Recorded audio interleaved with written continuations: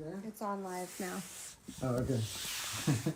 I'm gonna call Pete now. Let's see here. Petedevnull.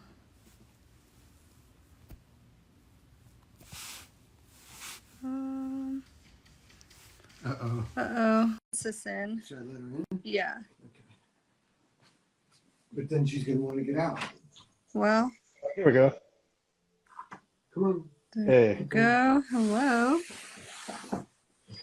I think I did it. Do you have comments on your end, Pete? No, I don't. It's all looking good to me. Okay, cool. I don't either. We just gotta pick our. Cool. As long as you can see the questions that people list or whatever, yeah, we can pick our weird faces or whatever. Yeah. Cool. Oh, you got Mew. That's cool. Yeah, thanks to everyone who's joining. Wow, that's a lot of people joining. Nice. Not too bad. Hey, John, where did you go? Wow. Oh, that's cool. We've got Franny. Oh, nice.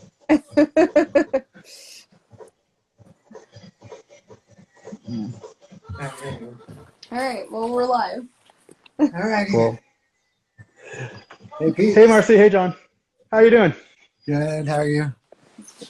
I'm okay. Cool. Yeah, thanks for doing this with me. Marcy, thanks for suggesting this. And John, thanks for agreeing to do it. Definitely never done anything like this before. I really hate talking online, and I don't like show my face even in like DJ streams online or anything like that. But I think everything going on, I'm just whatever. Try something different to change. No, I've never interviewed anybody to my knowledge. I don't think you've ever gone on Instagram. Yeah. Live. Oh yeah, never been on Instagram. Yeah. I'm just trusting it'll be cool because it's basically like the same conversations we've had before, like at your house and stuff, but it's just like some people are watching or whatever, so it's all good. We can do that. Yeah, probably, but I won't have to feel as bad about bombarding you with questions as I might in my house. Oh, no. There's going to be some use to just like all the ceaseless like Discog scrounging and like asking my like more in the know friends about stuff. It's going to go to some purpose. At least if I can pass on some of it to a couple of people, it's cool. Yeah. Cool. So yeah, like I thought I'd get things started with asking you, for different people, electronic music's history begins at different points in time. Yeah. In terms of their own personal taste, where does for you, where does the history of electronic music begin? In terms of like how I originally found it and stuff like that for my personal story, or in terms of where? In terms of like, do you see it hip hop as being the beginning? Do you see synth pop as being the beginning? Do you think? I get you. Krautrock. Yeah. Do you see 50s? You know? It's so tough because it's total frog boiling the kettle type of situation, as I'm sure you know, where it's like for me, I'd say some of the earliest stuff that I'm just blown away by is like the early experimental electronic, like Tom Disavelt, Kid Baltan, like the library and like records done at universities with just like people just raw experimenting with crazy machines and shit like that. Like Morton Subotnick's a big favorite of mine. Like it's not stuff that I listen to every single day, but it's like I've seen him live and it was absolutely as good and as relevant and cool as seeing like Richard Devine or Otto or anyone like that playing. So I feel like that's probably stuff that I see as like, wow, this is really using technology to the end of some sort of cool stuff that goes beyond just like, synthesizing existing instruments or anything like that. Right. Would you agree with that, or what would your take be? Did you ever listen to Alvin Lucier? Yeah. What's it? The Well tune, or what's it called? Oh, it's something about the devil, I guess. I know I have a record by him. I can't remember. He has this. I can't remember the name of it now. His voice saying one thing, and then it starts regenerating on itself, and eventually it's just the room feeding back on the one voice, and it's beautiful music just from regenerating the same sound over and over. But yeah, I got to go check that one out. Yeah, I love that kind of stuff too. So and then where would you say it goes from there for you? I mean, it's tough because that was good examples of almost like electronic for its own sake, like really experimenting, seeing what the boundaries of music was. And there was almost like, I feel like not an awkward period, but a period where like popular music and the intersection of that were almost not ham-fisted, but it was a bit more of a sort of direct linear approach. Like you'd have albums of like classic songs, but they're performed on a Moog or something, or they're reconstructed with synth or something like that. And then obviously, I think where it personally gets interesting to me is, as you said, hip hop and early electro, and when this technology. Oh, I mean, obviously, disco had some really crazy production. This is stuff where I'll have to feign ignorance. I'm not the best person to talk about all the instances, but I know there was some great studio trickery back in the disco days. But then, especially by the time of hip hop, people are doing all sorts of wild stuff. And I mean, you probably know even more about that than me, because I know you definitely respect some of that stuff too.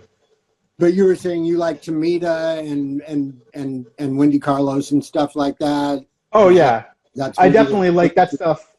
Yeah, I'm trying to think of who is the guy that did all of the horoscope records, like one for each astrological sign. I could picture it. I even have a couple of them, but yeah, I definitely do like that stuff for sure.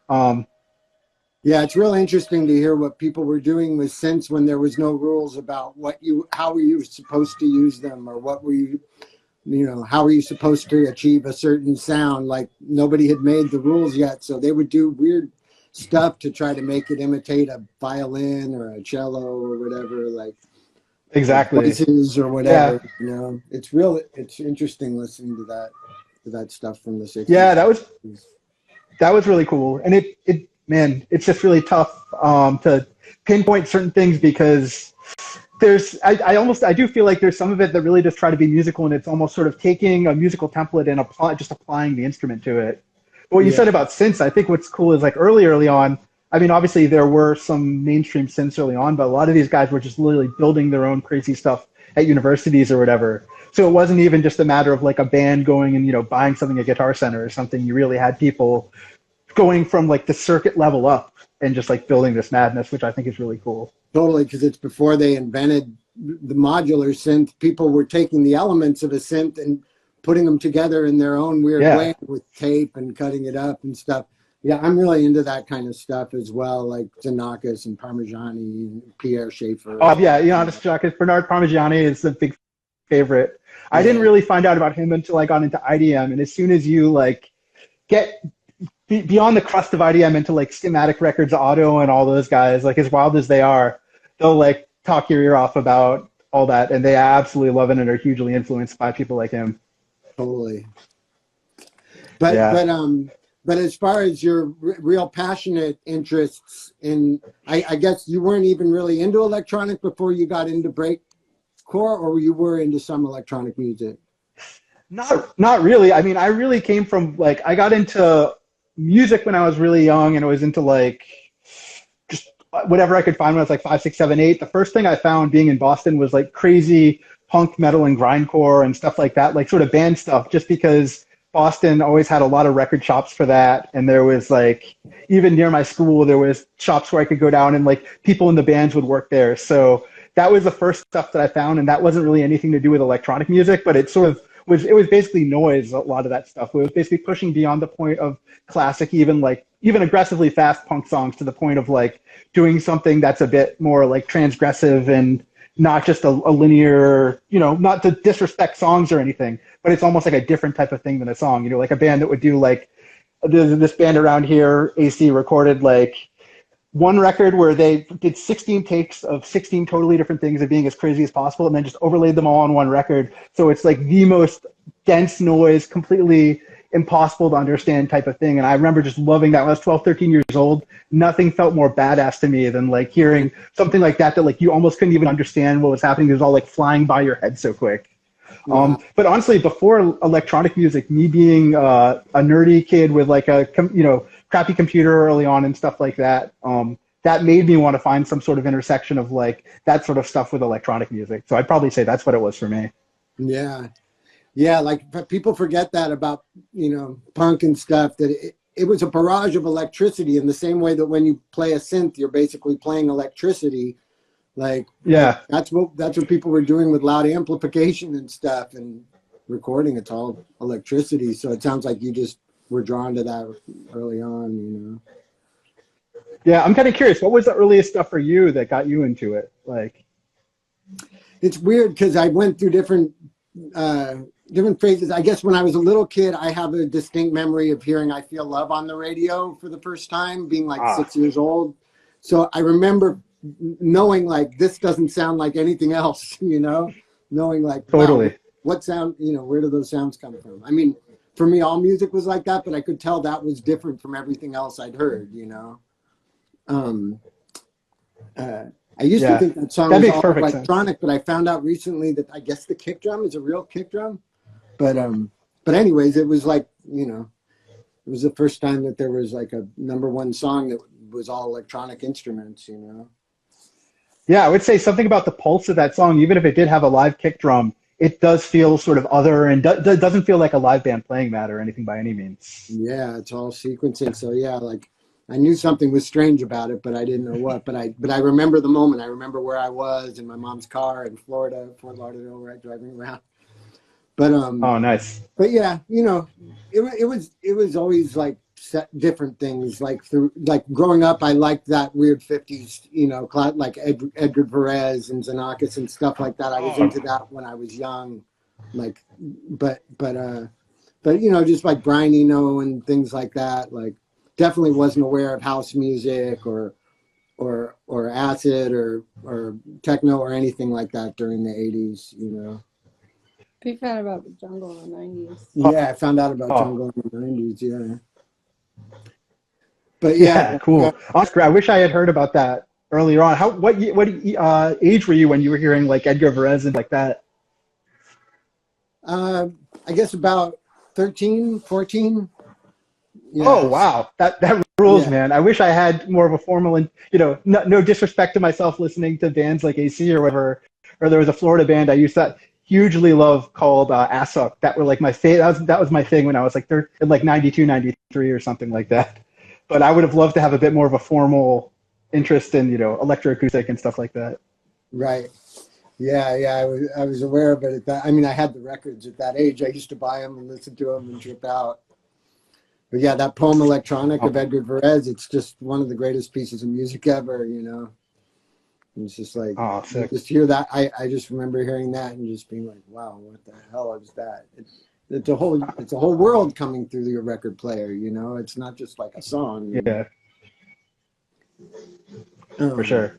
But yeah, like, but yeah, it seems like as far as the things that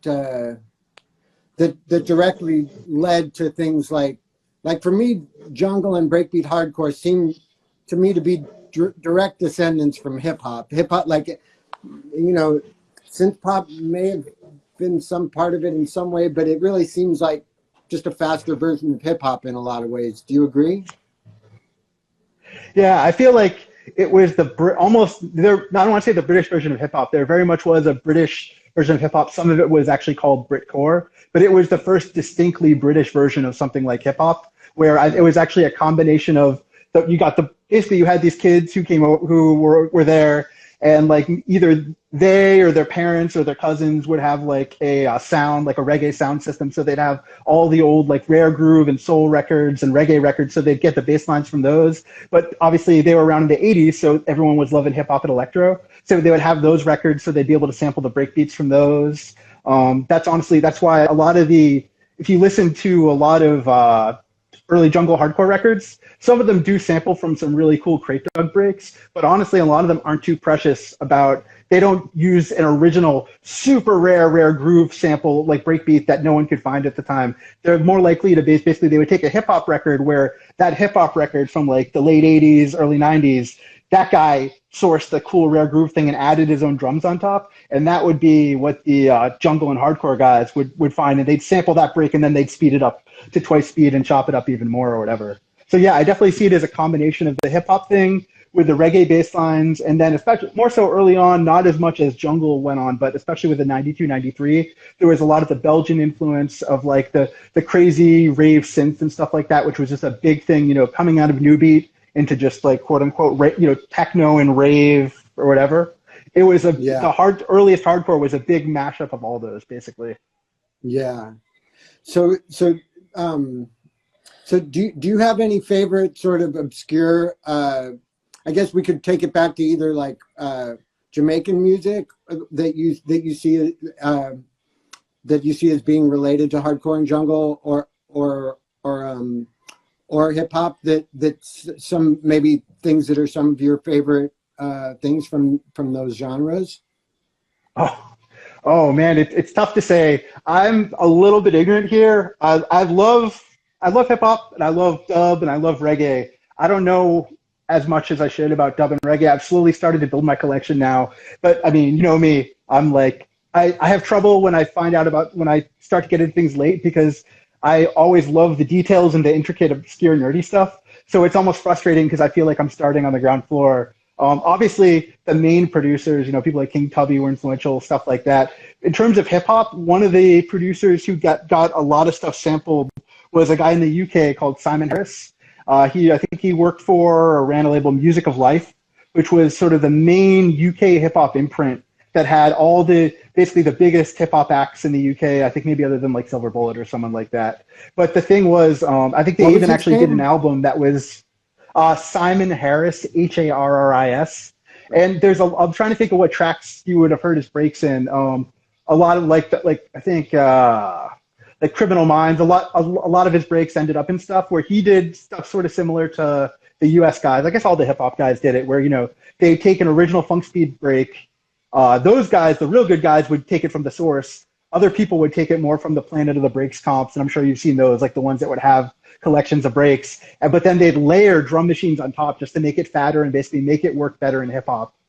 Yeah. And so I would say he was probably one of the more important ones. I guess another interesting thing about hip hop is that if you look at some of the earliest hardcore guys who actually went on to even do jungle and stuff, started off in the hip hop scene. So there was one of the biggest UK hip hop guys was a guy named MC Duke, who I think was on Music of Life. He had a big track called I'm Riffin'. And that break that's used, the I'm Riffin' break, which I believe Simon Harris engineered, even though it's based on some older breaks, that's used in tons of hardcore tunes. But that guy ended up going on and doing a bunch of really cool hardcore jungle records, 93, 95, and running his own label. And then also, I think he had a studio and he produced a couple of other records in there. I didn't even realize the studio thing until I was just looking at a record earlier today, and I noticed it said like Double H Productions, which I think was his studio, if I'm not wrong.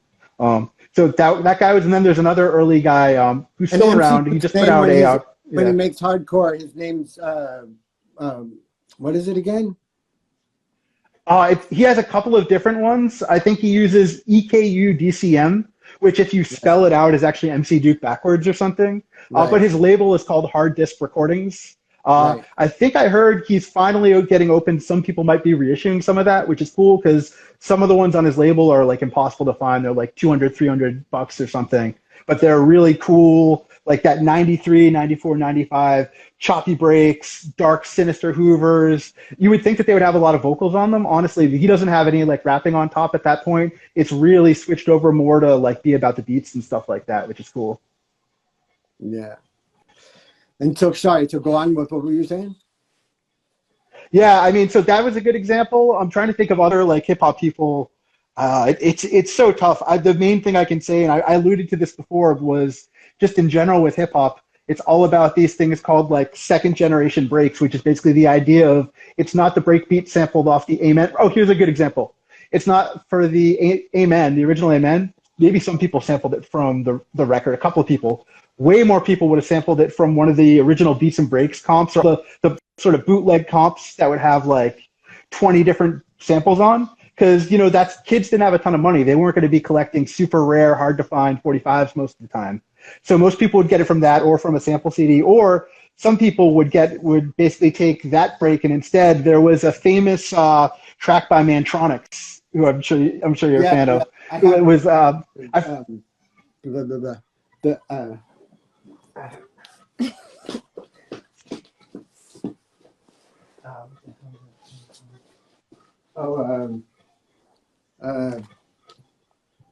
King of the Beats.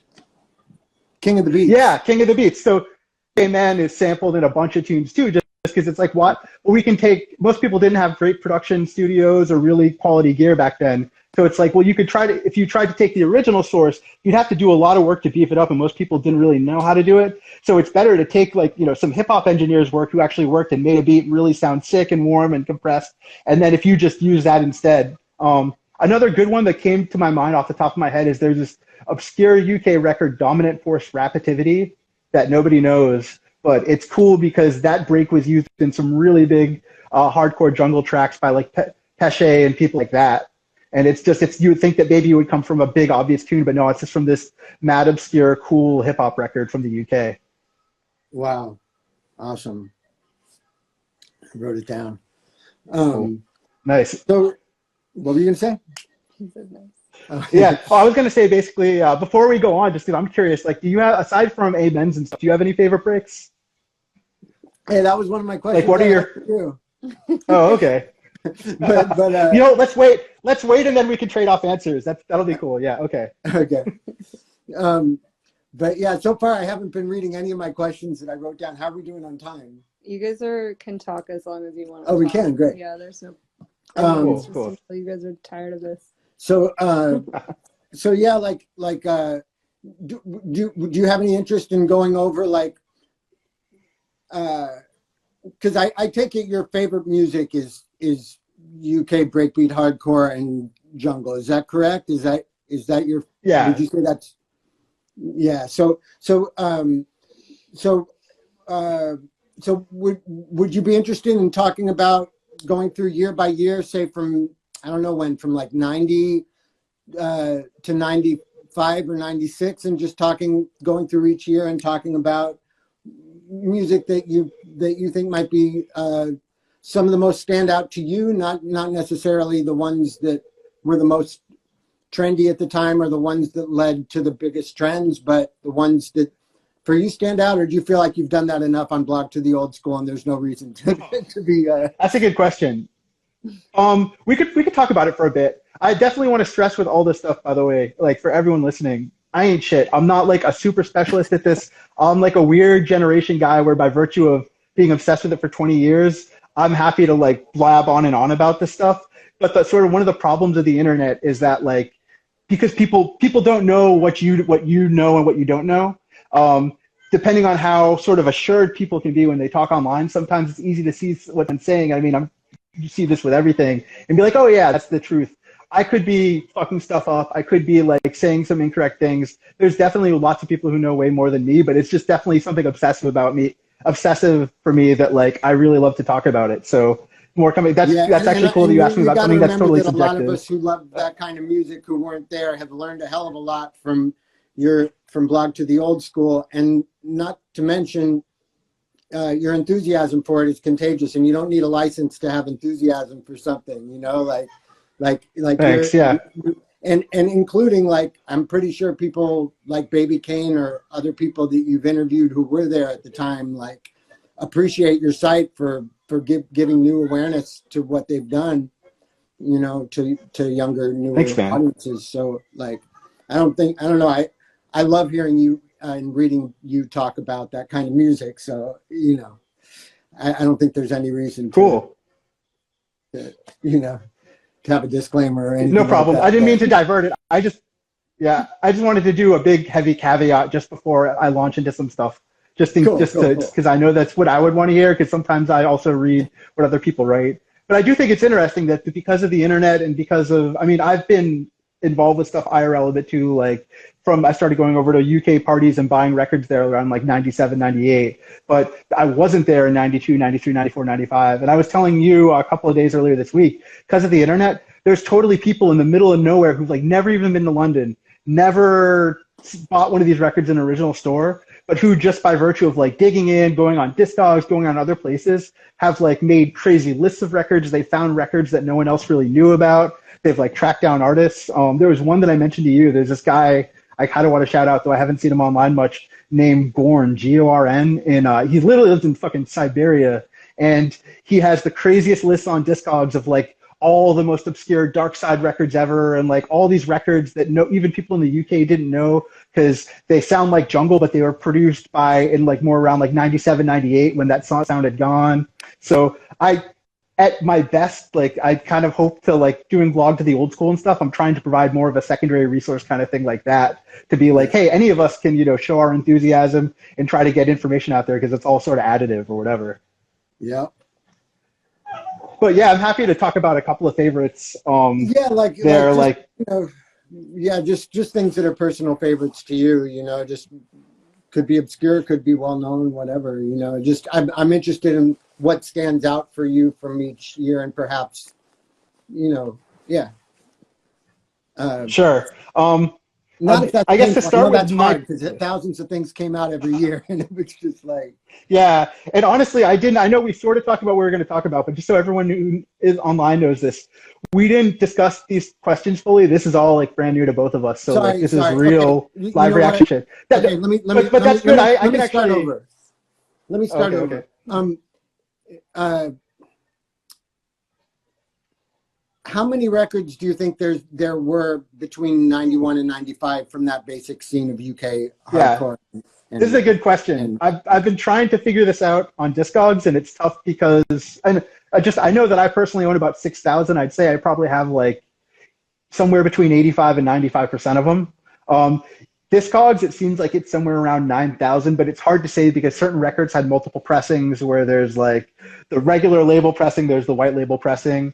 I think I tried to check out the number of unique labels, and that was, what was it, like 1,600 or something like that. Obviously not counting stuff like white labels, which didn't really have it. But yeah, I'd say somewhere roughly around 9,000 to 10,000 or something. Like, does that sound reasonable to you based on what you've seen? Or? I guess so, yeah. I mean, it's hard for me to tell on Discogs because I feel like sometimes they call something jungle that came out way after the fact, so. Yeah, it's true.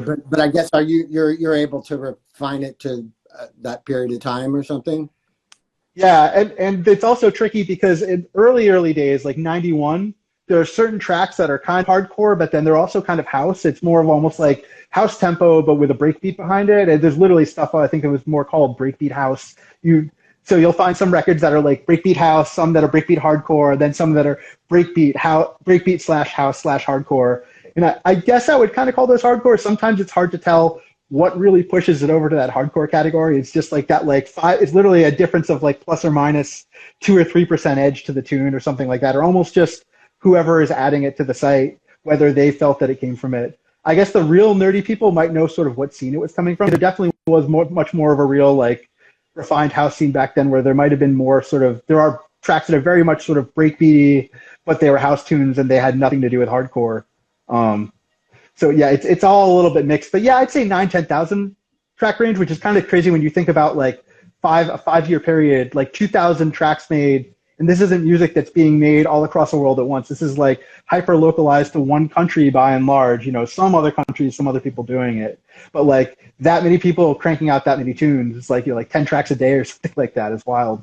Yeah, and I guess I wanted to get into some like in your awareness of the types of setups that people used to record on during that period of time, say like either 91 to 95 or 92 through 95 or something.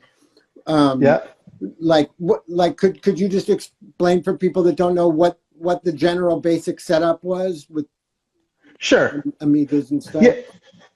Yeah, so I mean, people basically coming from a period, the main difference between then and now is that nowadays for like a couple $200, everyone can have this crazy computer that could have literally every sound ever in it. And also whether you can, not only can it create every sound from scratch by downloading whatever VST you want, but nowadays you can also literally just download from the internet and have access to the world of everything else that everyone's always ever recorded. And I mean, you don't even have to be precious about it. People can literally just go on YouTube and grab whatever they want and sample that if they want to. Back in those days, none of that existed. People were really limited in what they had access to. It was more like physical media. So in terms of people wanting to make tunes, is like, what would you have? Well, I mean, some kids started and they had Amigas back in the late 80s, early 90s.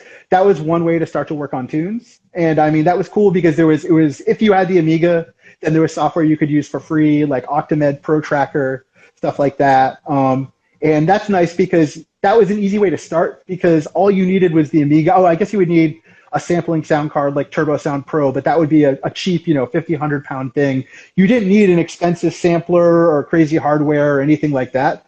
If you had that, you could sort of work on some tunes, but that was in its own way was really rudimentary for people. It would basically give you could only have 4 channels at once of like samples running out of the thing, and it was all 8-bit, and it was very limited in the amount of memory and space you have. I forget how many seconds, but it's almost the same limitations as early samplers, where the sampler space, where the time that you had on samplers was just like very, very little, as you know, because you have a lot of those early samplers, John. But so that was one thing that people had, and then aside from that, though, there was also obviously there was early samplers that started coming around.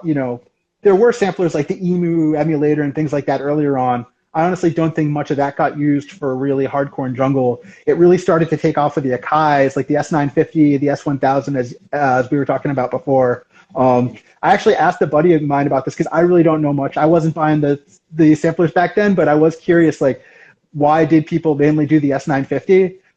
As you know, like a lot of people love the S950 now. It goes for like a couple $1,000s or something because instead it's not 8-bit, which is what the Amiga was, and it's not 16-bit, which is what CDs and most things ended up being. It's 12-bit. It's somewhere in between. So it has this slight crusty edge, but it also isn't like so lo-fi that you can't actually do stuff with it. According to my buddy Marlon, who I talked to, Equinox, who was there at the time and remembers people buying it, it's just a simple matter of the 950 was way cheaper than the S1000. Right. And the difference between those was basically, the S1000 was out at the same time, but the S1000 was fancy-ass 16-bit. So it could do everything the S950 did, but it was 16-bit instead of 12-bit. So especially producers who were buying stuff at home, who were trying to build basic setups at home, they weren't going to splash out for that. Right. And in fact, a lot of producers couldn't even buy the 950. Overlooked, huh? Exactly. And even producers who wanted the 950 a lot of the time had to wait because it was like, a couple $1,000s or something. It does remind me a bit of with Acid House and Chicago House, where the 303, which everyone knows is the thing to make it and which is popular and goes for insane amounts of money now. A lot of people started buying those in the old roll-in machines because they were like $20, $30 and used thrift shops in Chicago or whatever, because they were meant to like accompany bands, and for that purpose they suck, and so they were a failure in that regard, but people repurposed it. I would love to say that the same thing happened in jungle, but realistically I don't think anyone was buying 950s for like 50 pounds, so I don't want to push it that bad, but everyone really was, at least for home studios, most people were on a real strict budget. And the only different situation there would be some people would build up studios at home, which is obviously these young, 15, 16-year-old kids trying to do it, so they have limited funds. But then there were some studios getting set up for this stuff that would have better equipment. But being at a studio, I mean, obviously you would have to go pay to use that studio.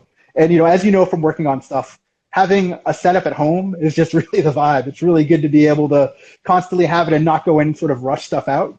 But having studios which did have a bit more gear and have more synths and stuff like that, and, depending on the studio, some of them would have more distinctive gear so that even if different people used it, it's not that all the tracks would sound the same, but like there's almost like certain things that certain producers did. So like, for instance, I know that you're a big fan of Pete Parsons from Monroe Studios. And like a lot of his stuff, it's not that he wrote all the tunes and did it, but like it ends up having a similar sort of vibe because it was all engineered by him or whatever. I can't remember, you probably know better than me, or you remember better than me what kind of gear he used, but he was one of the peak guys in terms of just getting a really good sound out that was like, wasn't too clean, was definitely a step above most of the other people, I think. I think most of that kind of music was recorded onto DAT tape, and he was recording, I think, onto tape, no?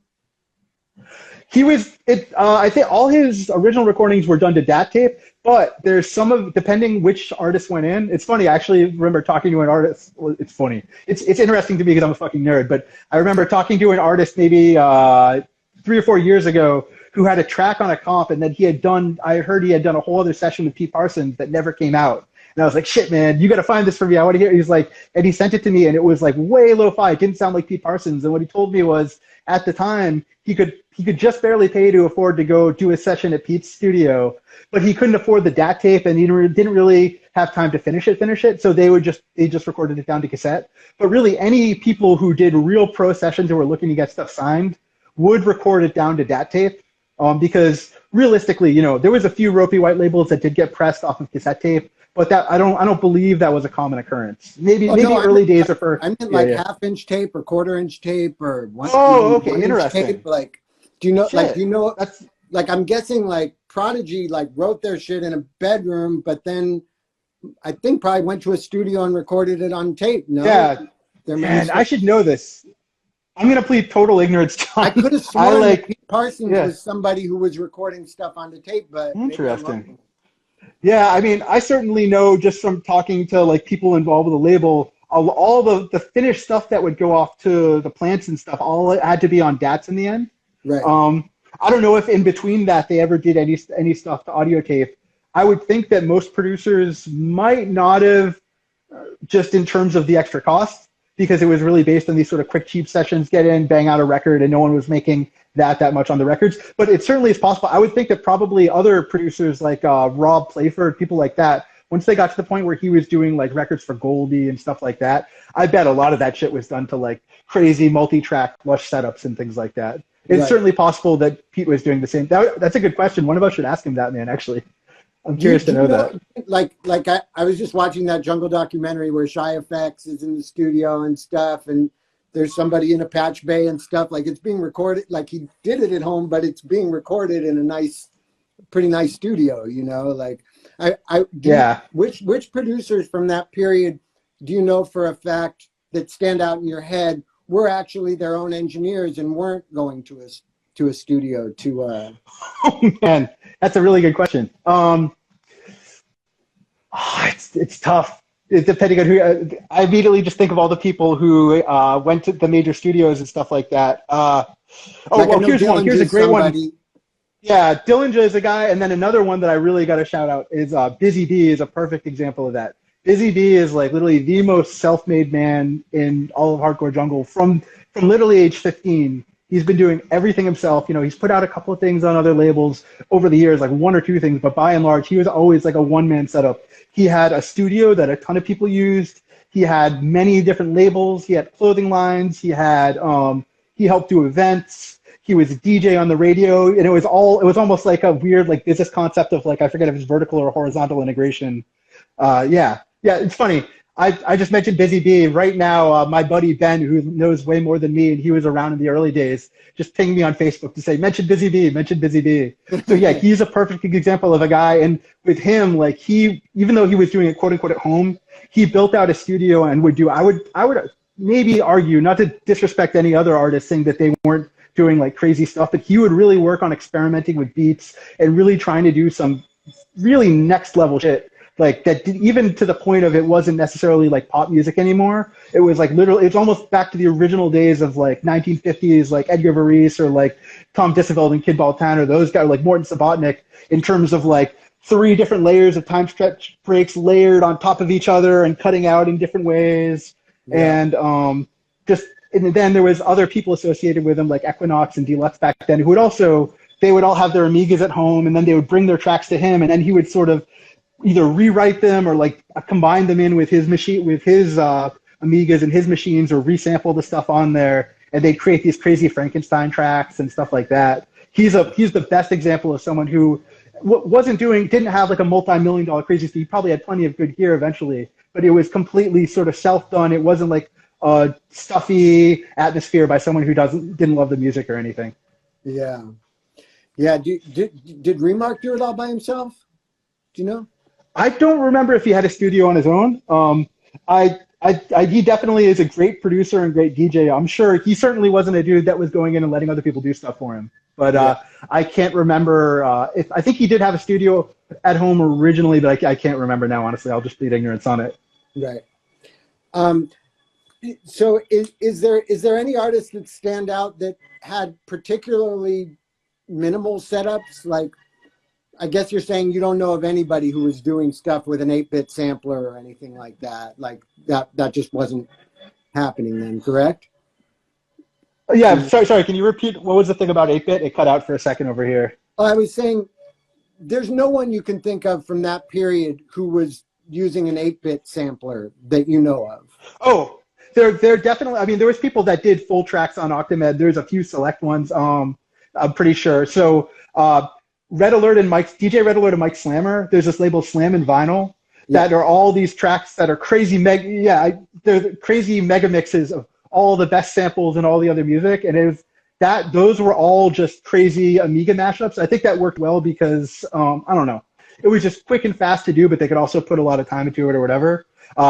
So that was a good example of that. Urban Shakedown Some Justice is the go-to example of a really huge anthem track that was done on an Amiga, or done on, I think, 2 Amigas that were sort of synced together or something by some artificial means. That I don't think it wasn't ever re-recorded on a professional system or anything. It came straight out of the Amiga and became like a chart-topping hit.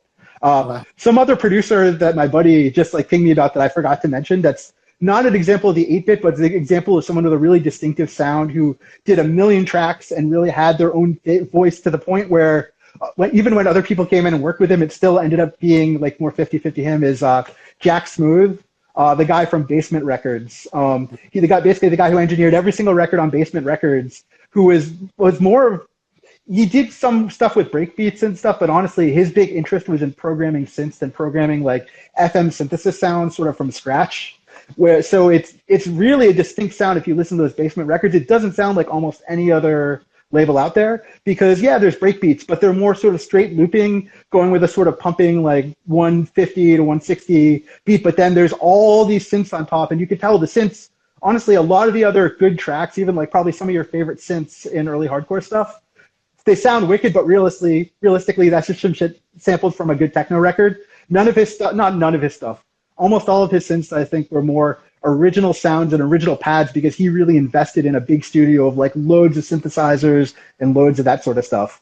I mean, to the point where when people sampled him, or if like nowadays looking back, you'll listen to a record that he engineered, and even he's quite upfront about it online, being like, oh yeah, that's one where you could tell that the guy who did the record was just making the tea and I actually produced it or whatever. Right. So that's a really cool example, and someone for anyone to look into is Jack Smooth, I'd say. Wow, that's so cool. Sorry, and his real name is his name's Ron Wells. Sorry, I was forgetting to say that. That's his actual name online. Right. So he was making FM patches and stuff himself. Yeah, he was, and he's like real. If you see, he's very vocal on Facebook and stuff like that now. It's very different being into this stuff now, circa like even 15, 20 years ago, where there was such an air of mystery. But now, seeing how people talk about it, you get to see with these old guys what their feelings really were about it, and he's very proud of that stuff, and he was very focused on it. He wants everything to be sort of as original as possible, and like trying to really construct stuff from scratch or whatever, to the point where nowadays he plays his own drums on like an electronic drum kit or something like that. Yeah, I thought that was cool that Baby Kane had a DX7 in his setup, or said he had it. Like, do you think he was making his own patches as well?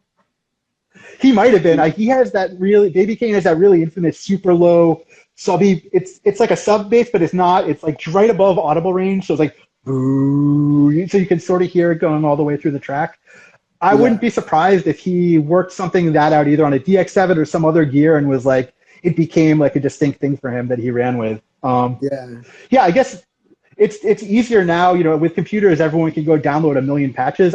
You would know better than me in terms of like back in the 90s, like how would people go about getting SysEx? Would they literally have to get like discs somehow, or like how would you go about programming SysEx stuff in?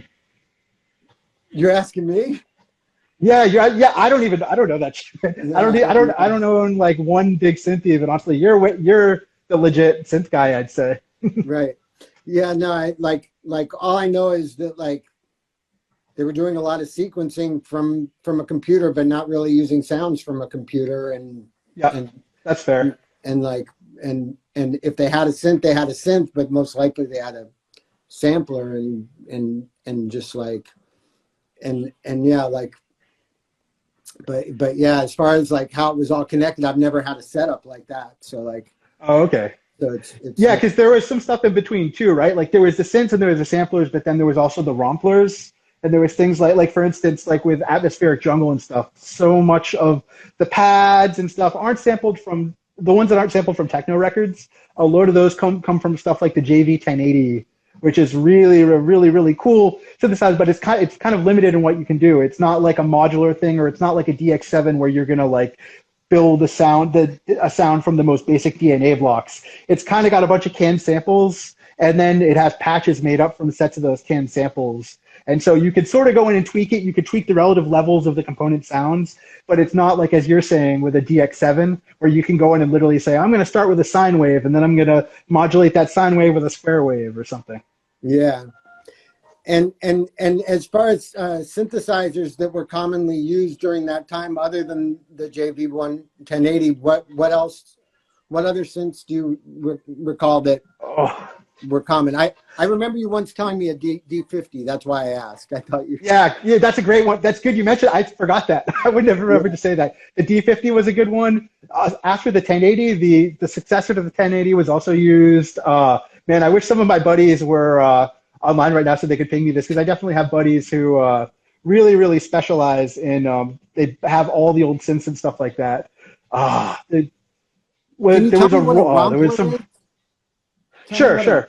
So a rompler is basically like a sampler, but it's not made for you to bring in samples and just tweak the samples yourself. It comes with a bunch of canned samples in it, where an individual patch is going to be basically, it's going to sound like, it's going to have a sound, but it's an individual patch is going to basically be a sample, but with built-in stuff, so you can sort of tweak the sample to a certain degree. But at the end of the day, it's a sample. You know, it's not a built-up sound with a series of operators.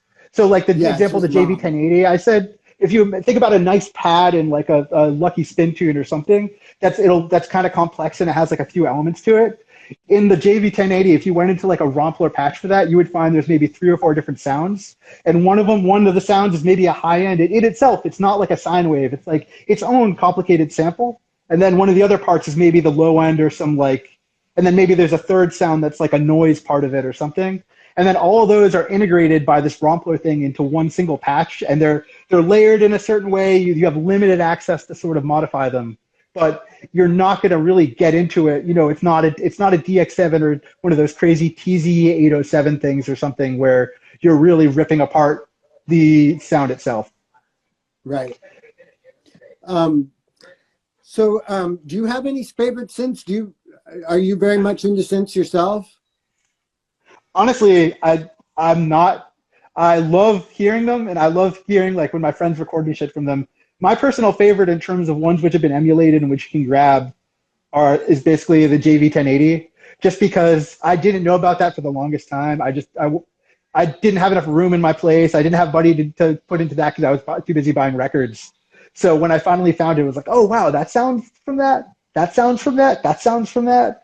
And so I feel like it's almost like a classic jungle all in one thing. But then there's also other sounds you hear that have that classic feel but aren't necessarily obviously used yet. So that's a real cool one for that style of music. Me personally, in terms of just like weird ass synths that I love that don't have anything to jungle, I do want to mention one that I used to always love when I was in college, when I was into jungle, but I was starting to produce breakcore basically. Have you ever tried the Yamaha FS1R before? Or have you heard about that one? That's a real advanced FM series. Yeah. So that was one that came out and it was almost like too ahead of its time. And I remember like, I want to say 98, 99, 2000. I forget, I don't know what they originally retailed for, but they were one of these things that basically went down to, it was like $400 or something. And that's one of the crazy, in terms of just being able to just do literally anything with sound. That's one of the craziest synths that's probably ever come out in terms of that, at least as far as I know. And so when I had a roommate in college who we actually met because we started talking about Photech, and he had one of those FS1Rs, and I never got too good at it, but I would love to like check out him messing with it and stuff like that. Yeah. That's a big personal favorite of mine. That's like that was after Jungle's time, unfortunately. And you're saying Photech used an FS1R? No. My roommate in college was someone that I met because we just started talking about Photech randomly, and I was like, oh, this kid likes jungle and I like jungle. So I ended up getting access to some, he would have some music gear. Like he had Novation and, an FS1R. So that was the only time I ever really got to see synths myself up in person. Right. So now we've come around. Do you have any? It's a twofold question. I'm wondering if you have any favorite breaks yourself that you use in your own music, and also if there's any examples of people using unusual breaks besides like Thinking Amen and Sesame Street and stuff, like in the 91, 95 period. Sure, sure. Yeah, I mean, I've got some real favorites, and it's kind of changed over time. One of my earliest favorites that I remember hearing that like wasn't super usable, but I just loved the distinctiveness of it because it was so simple, was one called In One Piece, where piece is spelled P-E-A-C-E instead of P-I-E-C-E. And it's just simple, but it's just the sound of the hats and everything. I remember that was one of the first things where like the tone, even more striking to me than an amen, because everyone's heard an amen. It almost like, as cool as it sounds, it's not like I sit there in awe over the sound or anything. But that I remember hearing that break and thinking, wow, that's really fat. I've tried doing stuff with it. It's not a break that you could really make a whole jungle tune from just because there's not that much going on in it. But it's certainly a cool one. There's another big personal favorite of mine is like a second generation one where it started off as, I think, I'm going to fuck it up. It's either Weather Report or Mahavishnu Orchestra, which is cool for me because I used to love like fusion-y stuff, like the most intricate wanky fusion-y stuff like Billy Cobham and those groups and stuff like that. It started off as, I think, either a Weather Report or Mahavishnu break, but then Eric B. and Rakim used it. And it's on a track they did called, I think, Here Comes the Hand Grenade. And so it's known as the Hand Grenade breakbeat. And not many people used it. DJ Hype used it in a few tunes in 1993.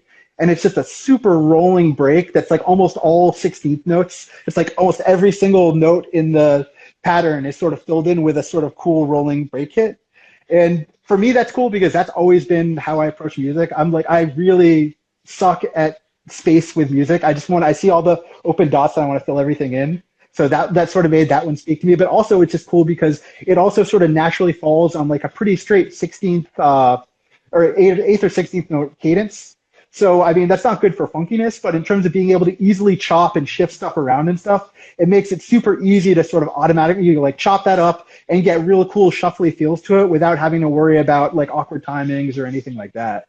That's like been a big favorite over the past few years, I'd say. Did you say the name of the song that's from? Yeah, I almost want to check on computer, but I think it's called Here Comes the Hand Grenade. Man, if any of my friends are watching this and want to ping me, otherwise, I'll go confirm right now. Or something, definitely something Eric B. and Rakim Hand Grenade would be. Right. There we go. I can find it right now. Let me get the facts right.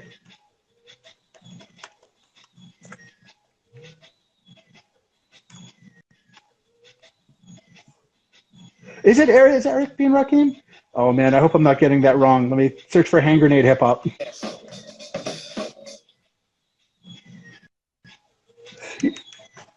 Yeah. Don't sweat the technique. And it is called, it's called Pass the Hand Grenade. That's it. Pass the Hand Grenade.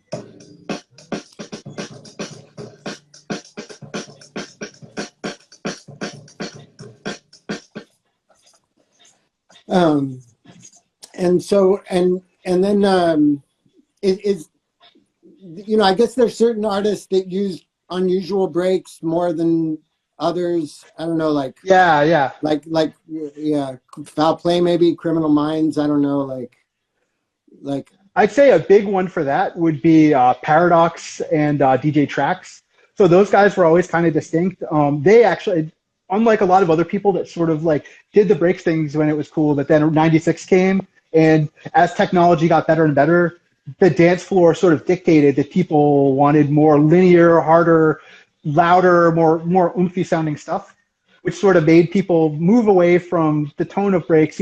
Or even drum and bass would continue to have breaks, but they would be layering it a bunch. Those guys, Paradox and DJ Trax, always stayed true to, they loved rare groove breaks. They would find the craziest breaks that like no one else was using. And what's cool about that is if you go back to their tracks, even back in like 92, 93, like they were already doing that shit. And they were digging as much as anyone. And they were just always about the breaks. And, you know, aside from the records that people know, they did a really early record on Moving Shadow that never came out. I think because Rob Playford, like the guy who ran the label, this is me just guessing, but if you listen to it, there's no way that a label like that was at the top of the sort of commercial peak could put something like this out and sort of promote it as a big commercial record. It's basically like two sides of 180 beats per minute, crate dug cool breakbeats with like 2 or 3 or 4 layers of them all running underneath each other and just like at a super frantic clip. And you could tell that the people are making it. It's just like a labor of love. It's not about making a catchy tune for the dance floor. It's just people who are just obsessed with breakbeats.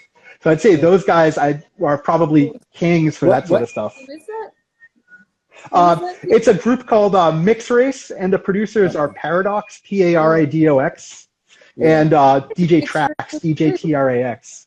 Oh, cool. I love Mix Race. Yeah. Yeah, we love that mixed race stuff that you put out as well. Oh, nice. Thanks. Yeah, those tunes I did are fun. I'll get a link you to this earlier release. I think it's Shadow 43. It's very, very hard to find. They even sort of, no one could find it for years and years. I managed to get a copy for £20 years ago just from some guy who, like, maybe 15, 20 years ago from somebody who didn't care about it. But, like, you didn't see them ever come up. And then just recently, one of the guys who used to work at Moving Shadow found like a stash of them in his house and like brought them to a records sale in the UK, like this Clashmouth thing, which is where all the drum and bass and jungle labels go to sell stuff. And he just sold all these like original dead stock copies off. What sucks is I was there and I would have loved to get it like an extra dead stock copy, but like I was so busy working at a label stand, I didn't even get it. They were gone by the time I checked. Right.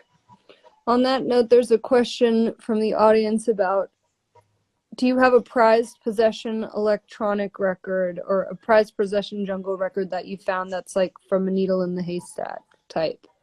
Like, what's like your record, Pete, that is like your prized possession? That's so cool. It's if you're going to limit to vinyl and not to acetates or stuff like that, then I would say it's almost about the conditions where stuff is found and finding stuff in like the craziest conditions. So there's a couple which aren't even my favorite records, but were found in just like impossible conditions. So there's a really rare Greensleeves Raga Jungle record by Ecstasy and DJ Keen. Respect to Ecstasy, by the way, is like someone I knew who passed away a couple of years ago, but who was a Raga Jungle producer. And it's just got a really upfront bass line, but that's sort of a thing that you would never expect to see in America because it's quite obscure. They did a certain number back then. It goes for quite a lot of money. I randomly found that in a used thrift store down the street from me when I used to live in a sort of kludgy part of called Alston. I never found almost any electronic stuff in there. I used to just go in literally because it happened to be next to a place I would go get lunch just because they would play metal. So I randomly walked in and found that almost on its own. And it wasn't like, oh, there was 80 jungle records in there. Like, it was just that. So that was really cool. Another cool one I think of is there was a store in the UK called MVE. Well, there's two really important stores in the UK. One called Music and Video Exchange, which was a whole chain that really specialized in exchange. So it was like buy, sell, trade records. And they had almost all the locations had a basement where they'd have stuff priced reasonably upstairs, but if you went to the basement, everything was like 50p. So as soon as I started going over to the UK, some of my buddies, like this guy Ben, who I know is tuned in right now, like we'd go into those basements and, you know, by the time I got over, it wasn't as crazy as it was. He found the best stuff, but I would find just ridiculous, like 20, 50-pound jungle records down there that just because it wasn't as popular then, no one was fussed with finding it. Before I was over, like 3 or 4 years ago, he used to do that and find piles and piles. He would find so many records in those basements that he would have to basically take a huge pile and then bring them over to a different record store and sell some off so he could have enough to actually fully carry all the way home. That was another cool one, but for me, another one is a two crazy records from this store called Haggle Vinyl in the UK, which no one really liked. Honestly, the owner was kind of a notorious dickhead, and so people sort of avoided it. And it was a similar sort of setup where you had the bargain area and you had the regular area. And the regular area, everything was just priced obnoxiously. He's like a classic warning sign of like like a stereotype of like a mean record sell guy, and they would have like P99 records for like 8-10 pounds and just stuff like that no one was down with. But if you looked on the floor, totally unorganized, for almost the entire square footage of the shop, there's piles and piles and piles of records. Everything was, I think it was either like a pound or 2 pounds. And so a few of the things that I pulled out of there, just literally slowly going through these, I don't know, whatever, like 20,000 records, 10,000 records just on the ground, was there's a white label called KJAM 003, I think I've mentioned before, that's gone for like 300 pounds. That's like just a really random thing where the fact that it goes for big money wasn't really what made it special. It was more just something that I never would have found online, almost for like anything. But the fact that I got to find it there in this random crappy store was super cool. And then another record that like some people who are locked might know, or that certainly you guys might know, that's become really popular, is this record Baraka, I'll Be There, and I found that in there for like £1 or something, just laying on the floor. At the time, it wasn't that rare, but that one is like a real treasured possession for most people. I just got reissued, and I think it sold the most of almost any old jungle record that's been recently put out. I think they topped out the pressing at like 15 or 1600 copies. Wow. And the reason for that, I mean, it's a really cool tune, and it's like a tune that you can play. Anyone who hasn't heard much jungle and will like, just because it has a really memorable melody. But something weird happened with it where someone posted it on YouTube. This guy I know, Ricky Law, and YouTube algorithms kicked in, and for whatever reason, anytime you Google anything about drum and bass or jungle on YouTube, the next when autoplay kicked in, this one track, Baraka, I'll Be There, would always be the next track that played afterwards. So without even wanting to get into it, it was like better publicity than a million promotional companies, better publicity than like BBC playing your track. It was like way more powerful than any of that. Just by virtue of people sitting there listening to other music online, everyone became obsessed with this tune and had to have it. And so that's a record that I found for like a fucking £1 or something. So that's certainly a special one to me. Can we go into some stuff about labels that I'm interested in? Yeah, sure. Of course, man. So anything I know, I'm happy to share. Yeah. The biggest question that I have. Well, let's start with a simple one. Sound of the Underground records. Do you just call it Sour? Is that the correct way to yeah, Sour. Yeah. So so there's this compilation on there called Fourth World Order that I just think is one of the greatest records of all time in any genre. It's really a powerful record, but it's a sub label that only made one record, and then on top of that, Chatta B and Potential Bad Boy have a record on Redskin Vibes EP, and on the label it says Respect to Fourth World Order, but it spells it FORTH instead of with the number 4. But I didn't know there was any connection between Redskin and Sour, and I wonder what the concept of Fourth World Order was and why it's a label that only released one record. Do you know any information about this? Oh, that's really interesting. I don't know the official reason for it. I can definitely tell you that a lot of these labels, certain producers, the ones that you mentioned, so Chatta B, which if I remember right, I just found out more recently was short for Chatterbox. That was his official name. And a lot of these guys, they were all friends and they all had connections. There was connections running through the label. So Sour with some people with Kemet, and then Kemet with Ibiza and Third Party. All these labels had sort of a similar sort of pool of artists sort of working together. Sour ended up being more of its own thing. I'd say they ended up being the more commercial major label aspect of one. Like they really seem to have, like, not to disrespect any of the other labels, because honestly I'd say arguably I prefer the output on, you know, labels like Ibiza and Third Party. But Sour, I would say, ended up with like less releases, and it was a bit more of a commercial thing, I'd say. Right. That comp's really interesting. Like, look, I'm looking at the tracks right now to remind myself. Yeah, you're right. It's just, I think this happens to be one of these cases. So the fact that it's a sub-label, it could be simply that Sour wanted to put it out, but they wanted to do something a bit more raga jungle, or they wanted to basically do something a bit more underground than they were already doing. So that was a common thing. Honestly, like the main reasons people would do sub-labels and stuff were, number one, is like the same reason people would do aliases.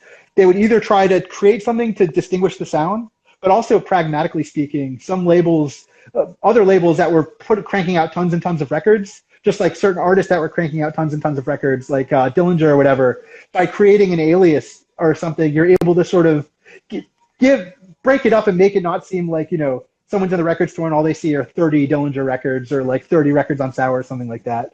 But yeah, man, this track list is awesome. So Potential Bad Boy and Chatter B are two of the people that go all the way back to the beginning of the style. Potential Bad Boy in particular is like foundational Ibiza Records dude. He ended up going on to do really, really cool UK garage afterwards. So he's one of these guys who was, you could tell, came up from the more reggae, soulful side of things. He wasn't just gonna, I think he did a little bit of drum and bass, but he's always been more into the jungle sound of things. So yeah, Vibes is a wicked track. I could hear it in my head. I'm not gonna embarrass myself by singing the sample, but like that Save the Last Dance for Me sample or whatever, but coming in, but then it's super dark on top. That's like that's the real cool sort of stuff that you could get away with then, is like taking a melodic sample but flipping it with really dark melodies on top and stuff. Yeah. And Yeah, then Bass that whole Selective everything was on that this. Redskin label. It doesn't have. They didn't put out many records, but every single record's fucking great. Like, in my opinion. Yeah. Yeah. Do you know anything? I just thought that was strange that there was a shout out to that Sarah record on the. But I guess that's from Potential Bad Boy or something. I don't know.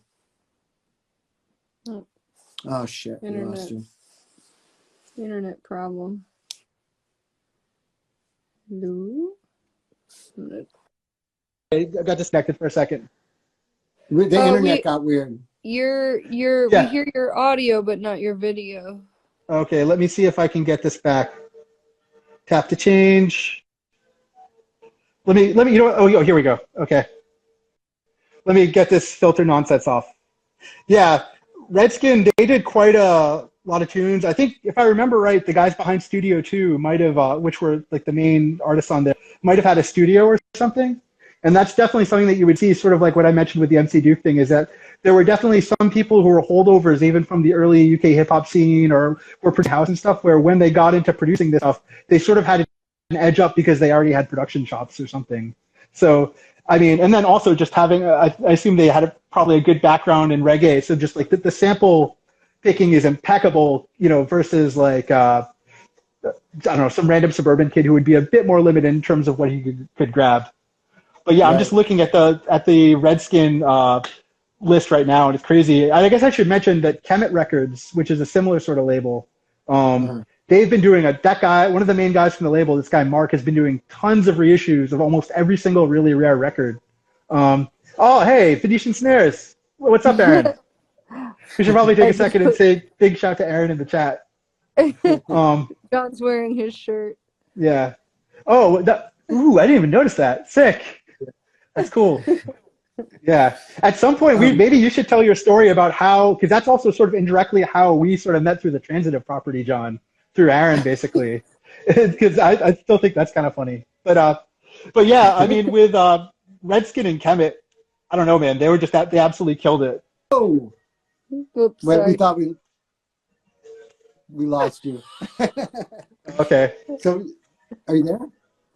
We can hear you. Yeah, can you guys hear me still? Oh, we can hear you, yeah. Can you guys hear me? Okay, cool. Yeah. Cool. So what were you saying about Kemet? Yeah, just that the main guy who, one of the main guys at Kemet, this guy Mark, he's been repressing almost every major, not just Kemet releases, but a lot of the rare white labels and mystery releases that these guys did. And it's cool because you know how many white labels there are from the time, like Mystery Jungle ones, that all it would have is just like a picture of like a cat on it, and it would be called Black Cat 001, and there's no words, no text, no nothing. And like a lot of those, you know, ended up going for like a couple £100 or something. There's a lot of those records where no one knew who they were, and then just recently, this guy, because he's part of the Kemet crew, and he knows like Redskin Records and Ibiza and all these guys. He has access to his buddies are going through their DATs, and they're like, oh yeah, that was written by Chata B, or that was written by Studio 2, or that was written by Neil Redskin. And I'd say that's happened maybe 4 or 5 times now or something, where it's just a long, long time mystery. No one knew what it was, and just literally 6 months ago, you learn who it is because this dude from Kemet is reissuing it. Wow. And then, okay, so another question would be, you mentioned the third party has Straight to the Bedroom, which only has, 3 releases? And they're great. Yeah. And I'm wondering, like, what was the concept for Straight to the Bedroom? Like, why is it separate? Was somebody else doing it? That's a good question.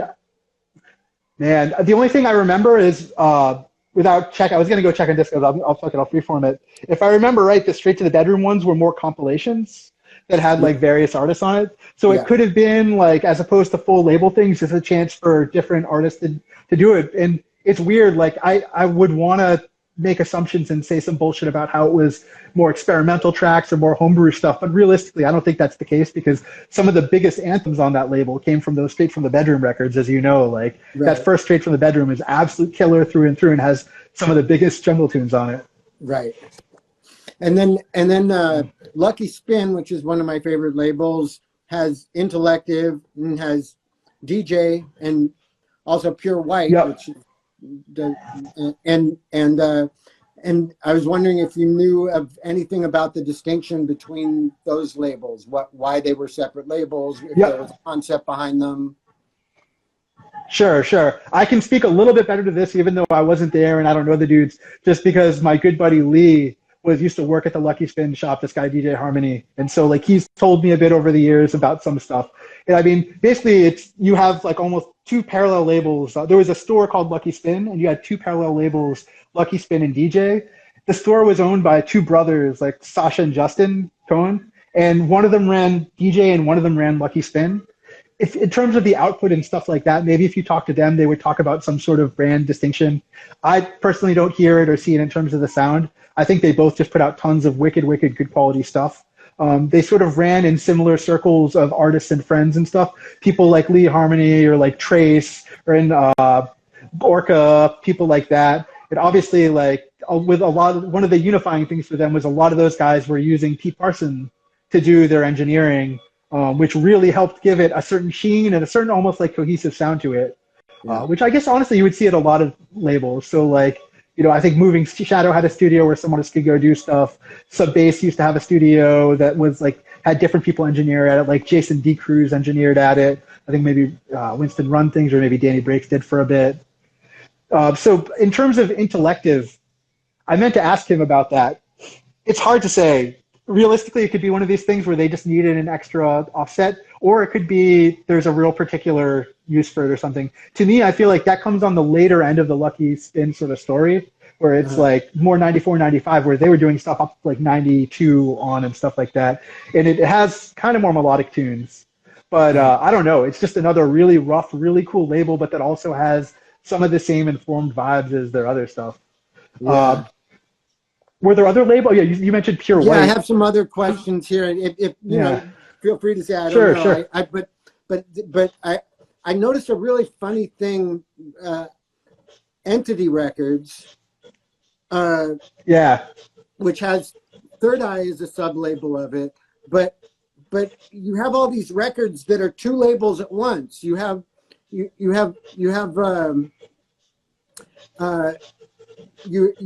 where like the World of Mysticism is on Upadarta and it's on Entity or something like Origination 5-tracker EP is also on Rude Boy, but it's on Entity. Like, is this one label doing the distribution for another, or what? Because there's a lot of examples of this specifically with that label Entity, you know.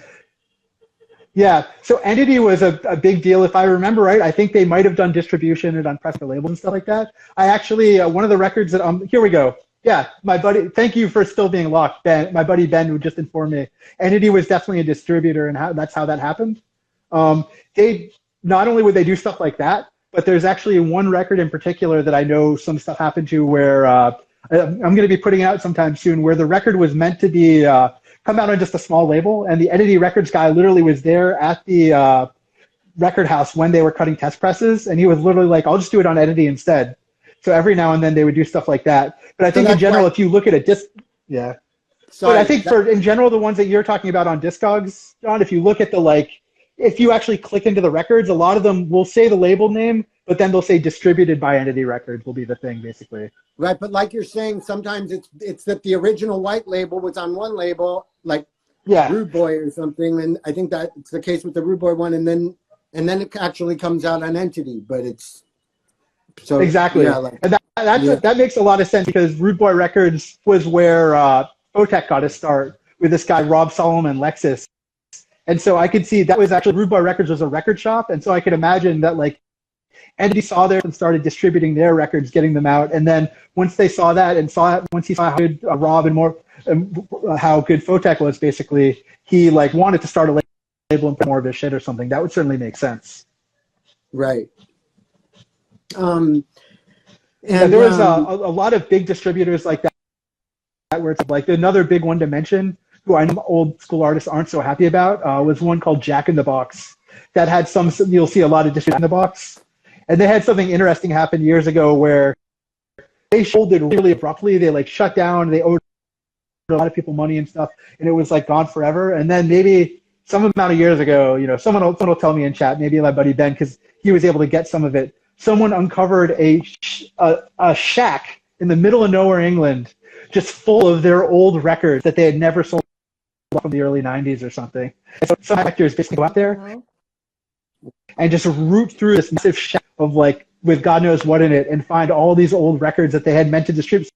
Some of which, because they folded so suddenly, there's like a few records that they had taken almost all the copies of, that because they folded, they didn't do anything with them. So it's almost like the record never came out. And then there were those in the shack or something.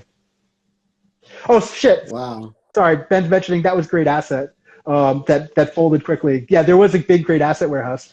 I'm pretty sure Jack in the Box had some old stock too or something. Great Asset. Great Asset. Yeah, Great Asset was a major. That's one if you go check on Discogs, they're up on 1 million billion. Crazy. Right. But yeah, that was another one that I noticed was that there's a record called Third Eye Special, and it's Redskin on one side and it's Third Eye Records on the other side.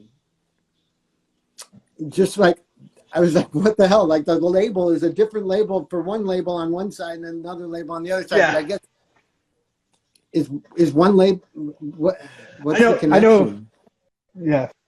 I know exactly what you're talking about. If I remember exactly, Potential Bad Boy on that record, or Sky Juice or someone like that, or yeah. It's Potential all the guys Bad on that Boy. record are basically, it's how I mentioned. Yeah, how I mentioned with like Hammett Records, third party, Ibiza Records. All those crews, all those guys sort of rolled in the same circles, and they were all very heavily connected together. So that's a perfect example of like, with people who are collaborating on tunes and like releasing together and DJing out, why not do a split release or something? It almost didn't matter at the time too much whether it came out on one label or the other, as long as everybody got paid or whatever. Right. So I would guess that that's probably what happened with that one. I doubt that there was like anything really intentional about it, but split label releases are pretty cool. Yeah. Can I ask a question? Marcy has a question. Sure. When you say that they were pulling stuff from like melodies from techno records, do you mean like Belgian techno or something? So a lot of by 93, 94, I'd say like a lot of some Belgian Hoover sounds probably got sampled, though some people did have access to the synths. A lot of Detroit techno got sampled. Tons of early Detroit techno got sampled. Some early UK techno got sampled. It was basically any techno that came out like more than a month before the record was kind of fair game, especially because like there's some degree of sampling within the same scene that happened. Every now and then there's certain notorious cases where someone would swipe a breakbeat or swipe something from a track. But by and large, it was because you didn't have the internet and you didn't have everyone aware of who is using what sounds. Right. Oh yeah, and my buddy Ben's saying also a bunch of Dutch sounds did get sampled as well, which is fun because eventually some of those guys, the Dutch guys ended up sampling the UK breakbeats a little bit. Like Paul Elstak did a little bit of jungle hardcore stuff where he would sample all the major UK tracks. And I don't know if that was Revenge or what it was. But yeah, it was mostly Detroit stuff, I'd say. And especially Photek and those guys Photek and Alex Reese are two examples where if you listen back to their stuff, they did killer songs and not taking anything away from them. Oh, sorry, Source Direct too. Photek, Source Direct, and Alex Reese would be good examples where if you listen back to the original songs, it's totally brilliant and it is really original music, but they're kind of standing on the necks of giants or something, where you'll hear an unbelievable melody and be like, oh shit, that's just from this 92 Detroit tune or something like that. And it's especially the Source Direct and Photek, I'd never heard them talk about this before, but I think it was Photek, I saw a live stream from him recently where he literally mentioned how they would just have mad sessions with all their techno records, sitting around with it on a turntable, like playing it, slowing it down, speeding it up, trying to get some sort of new sound out of it. And so there was definitely some sort of like genius kind of shit like that. But there are also cases where they would just find an awesome melody and know, this is a techno guy in a totally different scene that probably thinks mine sucks or isn't even aware of this hardcore jungle scene. There's no chance I'm going to get in trouble with this, so people would just sample stuff. Right. I was just reading this book by Pierre Schaeffer where he's first starting to discover the moment where he first starts to discover that a sound is not the same sound. If you slow it down, he records a train and then he plays it at at 33 instead of 78, and he's like, it doesn't sound like a train anymore. He's like, there's no Yeah. tape or anything. He's just doing. A record was the first place that somebody was starting to figure that shit with, you know, and it's like the late 40s or whatever. It's pretty neat that people are, you know, we're still digging into that crate. Totally. And that's, I mean, that was a thing in hardcore jungle, like even in DJ sets. One of the things that some of the early DJs like Fabio and Groove Rider and then LTJ Bookham would do is because there was such a need, they sort of, there was a combination of sounds that we've already talked about. That was a cool sound that was like a London sound. I think they kind of realized what that was going to be before there was even enough records for it in terms of like fast breakbeats and the, you know, house sounds or techno and stuff like that. So sometimes they would literally take like a record made in New York by Frankie Bones or something that had like fat breakbeats. It was cool, but it was more a house tempo thing, and would just play it at 45. And there's certain notorious tracks that became popular where if you talk to like a jungle fan, if you play them the original song, it sounds wrong to them because they're only used to hearing it played at 45 in sets back then or something.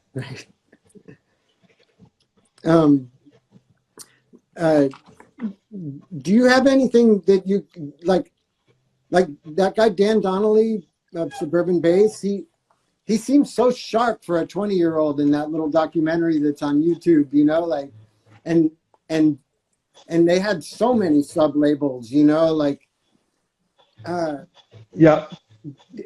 Does he continue to do stuff? Did he have a point where he got out? Like, oh yeah, he got out and got famous, or like he was very much a businessman from the jump. I don't know if he like had, you know, if it was just always his nature, if he maybe had his parents helping him out or something. But he was all crazy industrious from day one.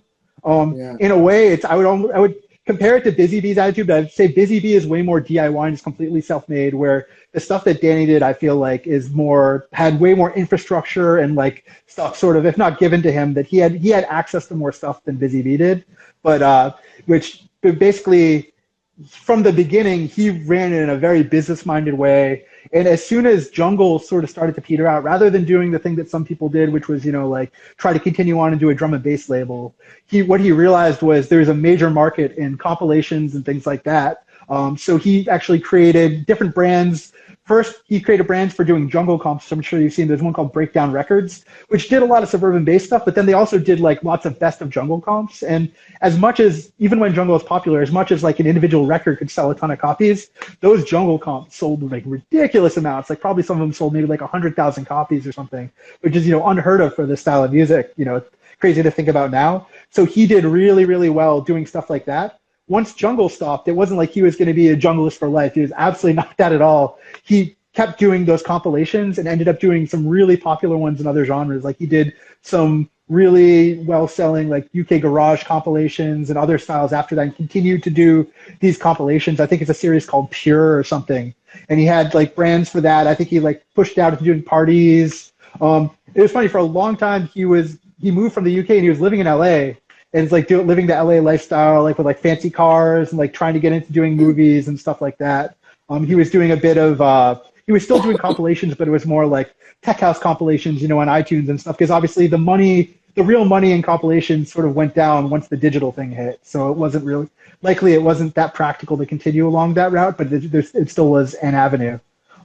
Ever since jungle has become popular again, he's definitely reappeared and is just putting out a million things. I think by virtue of the fact that he ran the label in a really sort of like business-minded way back in the day, he kept really good record of all his stuff. He still had all his old DAT tapes on his label. He still had all the old releases. So unlike some labels, and especially unlike some individual artists who are still into it, but like they threw out their tapes years ago or they lost stuff, he had all his old stuff. So he's very aggressively now putting out lots and lots and lots of releases, like reissues of old tracks that sort of were only on a compilation, but they never came out on vinyl on their own. So now he's doing them all on like individual vinyl records. He just announced like a crazy 6-record box set that's like super huge with lots of unreleased stuff. So yeah, I just think that's down to him as a person and his attitude and the way that it worked. But that's a good example of one of these ones that was like, he definitely had a crew around him. It wasn't just him. He had like this guy Winston Run Things who helped run the shop with him, where obviously because it was born out of the shop Boogie Times, that's a great way to hear all the music that's coming in, sort of know what people like, get feedback from the fans, because people are coming in and buying your records. You're getting to see which records they like, which records they don't like, and getting sort of real visceral responses to the records. He had a studio with some really talented people like Jason D. Cruz working there. Danny Breaks, I think, did some engineering and stuff like that. So it was sort of all connected. Yeah. Somebody I wasn't aware of before you mentioned him, who I've been really into the last couple of years, is Original DJ Vibes. Love that dude. Isn't he so good? And yeah, like, so does he just, is his whole career from 91 to 96, or did he continue doing stuff? That's a good question, man. If he did anything after that, I don't know about that. He's kind of a mystery to me. He's one of these guys that I've been buying his records for 20 years or whatever, but I didn't really pick him out as such a distinctive person until maybe like 5 or 6 years ago, when I started to sort of reach the end of like having almost all his stuff and realizing when you listen to it, it's just crazy distinctive. I think he probably just switched careers after that, or maybe if he did stay in with music, it was either under a different name or it was more of an engineering or some capacity like that. He definitely didn't continue on to a drum and bass career or like a pop career or anything like that under a different name. But man, that's a great example of someone who just popped up and did, I don't know, like 26, 27 records where they're like, they're of the time, but it's so distinctive sounding. It's like certain drum programming that like really does sound like him, and that's almost similar between the records. And I think that was also due to like how fast these guys were cranking the records out. It's not like they were spending 8 months on a tune. So, there was some reusing stuff and overlap and stuff like that, but it's cool because it gives it some consistency and some familiarity between the tunes and stuff. Yeah. Yeah. So do you have any favorites of his or information about him? Because he seems very mysterious to me. Yeah, man. There's the only thing I can tell you. I've been trying to find him.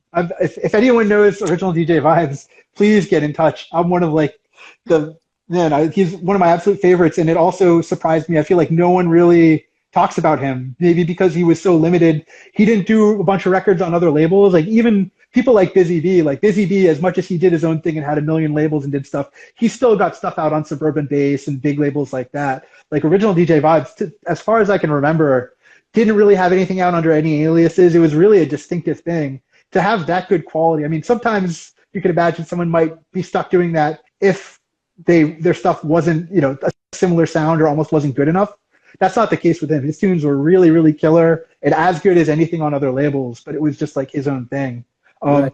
The only thing I can tell about him that's a bit crazy is there's one guy that he used to do tracks with, some of his best ones, Pigbag, who is a really well-known, well-respected DJ guy back then, who was like more of a big name back then. You wouldn't hear his name as much now. They did stuff under the name Combination 2.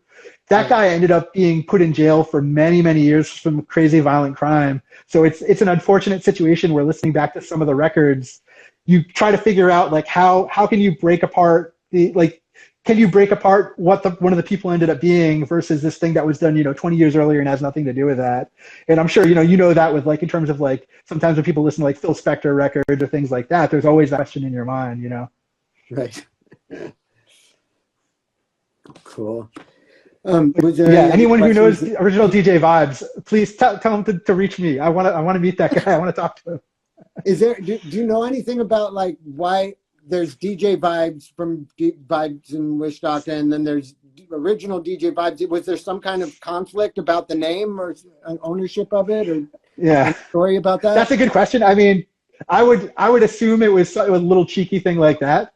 Because I never met Original DJ Vibes, I couldn't ask him, but I bet the fact that he put Original on there, you got to think that like they were both started playing out around the same time, 92, 93, or were playing out. And so original DJ Vibes, saw the other DJ Vibes, was like, fuck that, I was using the name an hour or a year before him, so I'm going to be Original DJ Vibes, just make the distinction, It's such you got to remember that a lot of these people who are doing this were like 15, 16, 17-year these like snot-nosed kids back then. So there, a lot of those sort of attitudes were running things, and then you had this interesting situation of these really young, in a way, a lot of immature kids given all this power and money and all this stuff that they're totally not used to. It's like that Jungle documentary I'm sure you've seen with like the Source Direct guys who were like looked like they're like 16, 17 years old, all driving around in Porsches or whatever.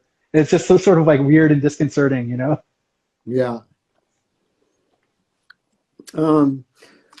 Well, I guess we breaks. what I Favorite breaks. we talked about that. Oh, you did. I went. Yeah. To the other Oh yeah, because you asked me my favorite breaks. I want to ask your favorite breaks though, John, because I know you actually dig into breaks a fair bit. Yeah, definitely. It's like my favorite thing to do, but like, but yeah, It's been on a roll lately. Yeah, I have been Actually, on a roll. I've been going crazy. You know what? Also, if you don't want to answer, I fully understand if you would rather keep some of your favorite secret, because I have the weird thing where on. Yeah, no, No it's not that. It's just sometimes my mind goes blank when I'm supposed to come up with an answer for something. Like I really like this Mary Jane Hooper, "I Got What You Want," and that's fucking hard to find. So I don't want to give it any more popularity. But yeah, I've heard that. Yeah. Some other ones are popping to mind that I forgot to mention. Like a huge favorite of mine from back then is Eddie Bo, "Lover and a Friend," Lover which and a Friend, is like I just got that. That's great. Yeah. It's wicked. Oh, talking about like how everyone loves the Amen. There's another big favorite that my roommate Selene, Chris, showed me years ago because he did a track with it that I think came out on Planet Mu. Was called it's called Cold Sweat, but it's not the normal version of Cold Sweat. It's the Brother Williams version of Cold Sweat. And the thing that's fun about it is it's like a live break done from a live recording. I swear, like the actual tones of the drums sound a lot like an Amen to me. And the only problem with it is the way it was recorded. It's just live, and there's someone in the crowd or someone near a mic just screaming their head off the whole time. And I swear there's been threads online of just like hatred directed at the person who was screaming in the background of this break, because you can chop it up and use it, but it just makes it way more noisy than like an Amen or something. And I swear if it didn't have that, it might be as popular as an Amen. No, I've used that for this. I really love the screaming on that. Like, oh, cool. Okay. Yeah, like I used it on one of my tunes that's on SoundCloud on that Renoise track stuff. Oh, nice. Okay. But yeah, but I thought that was just a live. I'm kind of confusing it with something. I guess I am. Like, yeah, no. Like, I can find it right now. Who did it? Cold Sweat, brother. It's interesting because obviously Cold Sweat is a breakbeat too, but regular James Brown Cold Sweat has a breakbeat that's totally different from this one. And it's no. Yeah, I'm talking about a live break that has a girl going. Ah! Ah! Oh, okay, yeah. Yeah, like no. I thought I don't know. Maybe it is that one. Cold Sweat that I was grabbing there, but it was just regular. Yeah. I think it's Brother Williams Cold. Yeah, let me see if I got it right here. Let's see. Which break is that with the girl screaming? I'm trying to remember. I can't remember. Yeah. Yeah, can you hear it in the background right here? Yeah, that's the one I'm talking about. I use it on one of the tunes on Renoise tracks. Yeah. Man, I gotta go. I don't know if I've heard that tune. That's just a huge favorite of mine because I love the idea of like digging in a bit deeper and trying to not like being too nerdy about trying to reconstitute an Amen, but trying to figure out like understanding some of the stuff that makes it cool and finding some of those aspects in other breakbeats and stuff like that. Yeah. But yeah, but yeah, I guess like I've used Scorpio a lot from nice and like Black Heat. That's a good one for sure. That you thought was like amazing. That was like that you thought could be as good as the Amen. Did I say that about something? You said that about something that you got recently. Oh, really? God, yeah. I wonder what it was. I've been going through so many lately. It's just been out of control. Oh, nice. But yeah, like there's a lot that I've used a lot that I just like mixing them up with other things. It's definitely because I don't usually use one break at a time. So like I like that Alvin Cash and the Register Stone thing, even though there's a bass you can get it out of there easily with EQ and stuff, and it's just exactly cool that's groove, the trick. You know? Sorry, you said bass in the cash register? I don't know if I know that. Alvin Cash and the Registers. Oh, okay. Stone thing. I don't know if I know that one. I'm typing this in right now so I remember. Man, that sounds cool. Yeah. Cool. When you grab breaks, do you typically prefer to get like the original, or have you found any of these sort of second? Do you ever listen to hip hop and stuff like that, and listen for the breakbeats there too? Sometimes friends of mine have given me breaks that they got from hip hop, and I do have a folder of breaks from hip hop, but I don't tend to use them. Usually, my favorite thing is to get the first pressing of something, organize those into folders according to what type of break it is. I have my own ways of breaking down the categories of different breaks and EQing it and putting it through samplers and doing all the treating to it that you do to turn it into something. But like, and I just pile them on top of each other, and so Nice. oftentimes I find myself a lot of the time going back to a lot of my favorite breaks over and over, but a lot of the time it's just like I'll take some from ones that I've recorded myself, some that I got from one friend, some that I got from another friend, some that come from sometimes I'll take them from rave records. I have a whole folder of breaks from rave records, moments where there's no bass line or anything, and throw one of those in there, I just like mixing them all up. So yeah, I've used different breaks at different times for different reasons.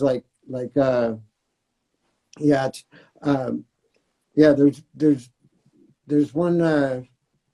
Some just have like a really good sound, like that Odetta.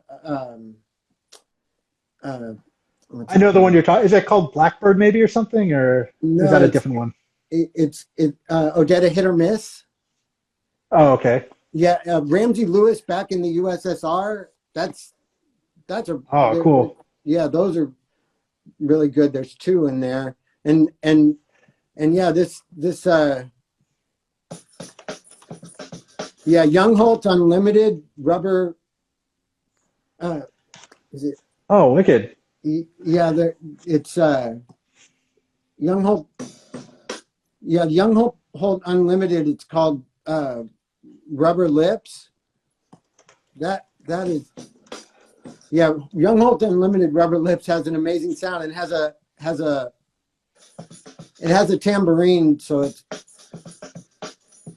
But it's a different tambourine pattern than Think or something. And like that one's really good. I don't know. I can't believe how much good music there was around all the, like how many people were doing funk and in the late 60s and early 70s, and the fact that's the way that they were recording music at that time lent itself so well to sticking the shit through 12-bit samplers and 16-bit samplers and stuff, like totally, where you can just turn it into something completely different. Like I just consider it some sort of act of God that like that style of engineering for that short, like 6-7 year period or something, had this beautiful correlation to another very short period. Like these samplers that were being used between like 88 and 95 or something. It's crazy that the two things match up so well. You can pull so many infinite sounds out of those breaks, whereas you take a drum, a drum recording of something now that, sure, it's recorded well, but what can you do to it with a sampler and an analog EQ? Like nothing, Exactly. Yeah, you could. Because something recorded now is probably already maximized and already tried to go for it. It's not about like just the haphazard tone of the room it was recorded in. It's literally just about trying to go for a sound. It's like the difference between original jungle, where you had breakbeats that had timbre or sound to them, like an actual distinct timbre, versus drum and bass, where I feel like for a while drum and bass got crazy, where it was almost a loudness war, where the drums almost didn't even have like tone timbre to them. It was literally just make stuff as loud as possible, get all the frequencies like as loud. And so I'm not saying that all drums sound like that now, but I feel like there's more of an engineering aspect to stuff where, I mean, hell, like a lot of recordings now, people don't even use live drums. They'll like take the drums and then use a drum replacer to replace like track by track or whatever. So who knows what you're hearing. Yeah, and it's a lot of close miking, and it was even though people use room sounds, like the room sounds on the recordings with the breaks, those room sounds weren't being recorded because they were trying to get a room sound. They were trying to record the horn section, or they were trying to record the guitar or the bass. Exactly. You ended up with this unintentional room thing with maybe one or two mics on the drums, and it's just like it leaves all this air in the music that can be turned into a zillion different things, whereas you got just snare right up against your ear and the kick drum right up against your ear because the mic was inside the fucking drum. Like it's got no air, you can't do anything to it. Whereas you can pull a zillion different vibes out of something like the Amen break, because where all the elements came together perfectly, where like the groove of the drums are so perfect, the tuning of the acoustics of the room is so perfectly aligned with the tuning of the drum set, and it's just like you you get this thing that can become a zillion different.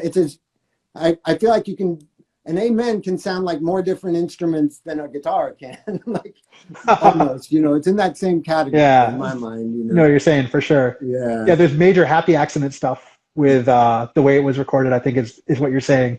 Yeah. You know, in terms of just, it's just so many more organic sounds in there that are sort of unintentional, where it's not just the drums or anything like that.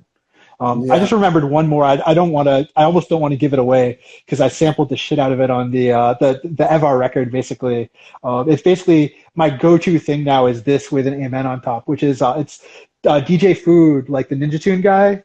He did a bunch of records called like jazz breaks. That was like sort of like almost the hip hop thing of like combinations of like, but there was almost more like break montages and cool stuff like that.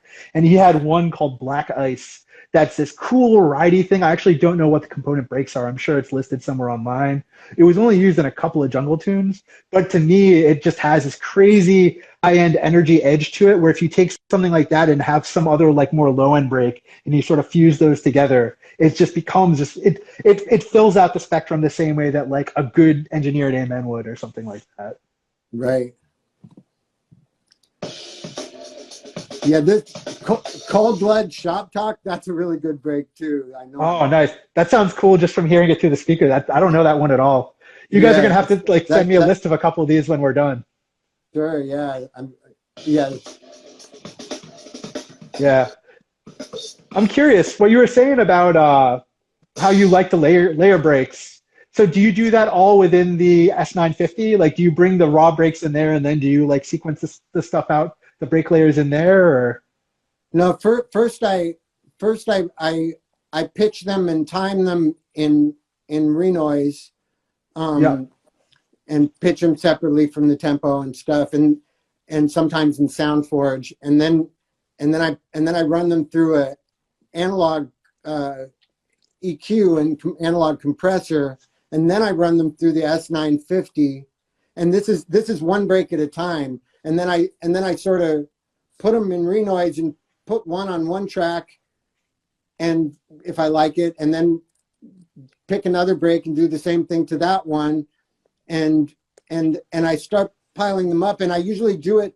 I have a melody that I'm not going to use for the song, but it's just a melody to sort of keep me in time, and to sort of keep the drums in a common kind of tuning. So like sometimes the cymbal or the snare, anything that has a pitch to it, I'll like maybe one break I'll hear the note A, but if my melody's in the key of A minor, then like another drum break sort of has the note C in it, the way I tune it and stuff. So like they all sort of, the drum breaks wind up all sort of harmonizing with each other in a way. And then I just, every time I come up with a combination I like 5 or 6 breaks that I think are going really good together, I render that and I name it, and that becomes one break. And I just keep doing it with different combinations until I've got like 100 of them at that tempo.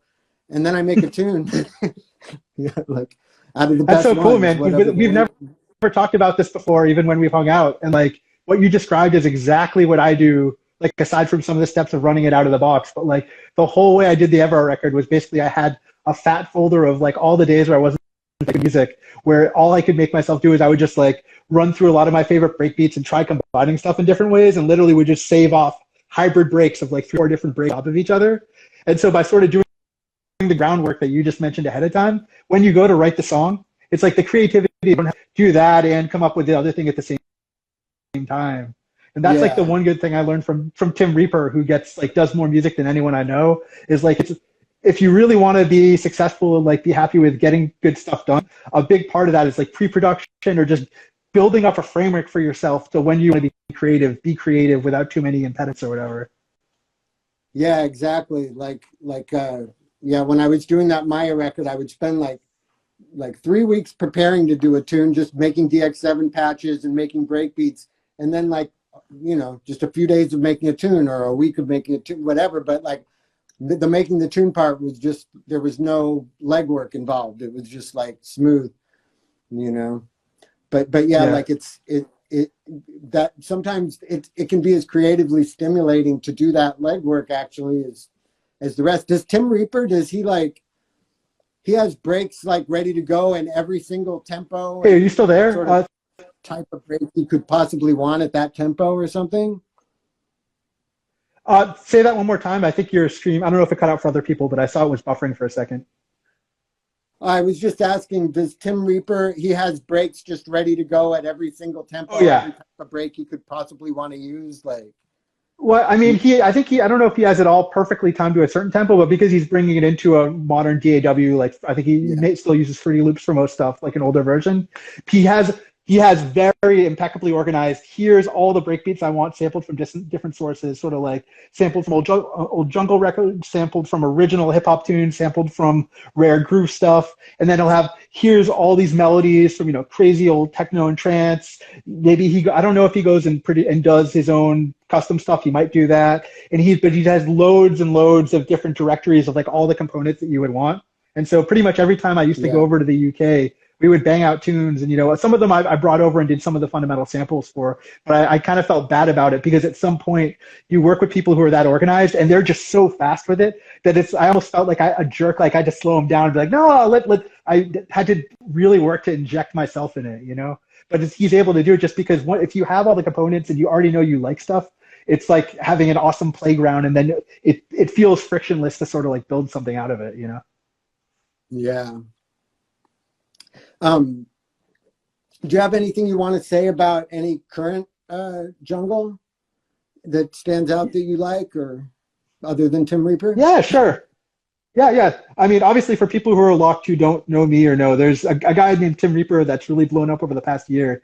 He's been a really, really good friend of mine. I'd say maybe one of my best friends, which is weird because we didn't even meet for like the first 4 or 5 years of knowing each other. Like I had no idea what he looked like or anything like that. But we were just like both obsessed with old school jungle and talking online. But he's quite popular for jungle now. He's sort of at the forefront of people doing stuff that sort of sounds like 94, 95, but that's sort of just tweaking the edges a little bit and definitely not ripping off the old stuff. So in previous years, there would be people who would try to do throwback jungle, and all they would really do is sort of like recreate an old jungle song or like steal a big melody from a jungle song. He's not doing that. He's not taking big chunks of like the big old jungle songs. He's like sort of from the ground up doing the same sort of sampling that the old guys were doing from some of the same sources, but not always the same samples, often different samples that are similar, like the same kind of rare groove stuff, but not the same rare groove sample.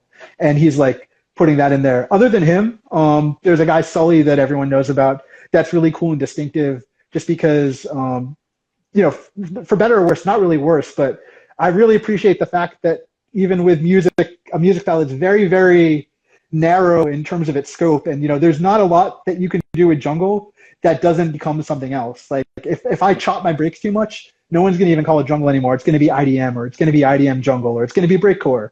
So, and there's like not a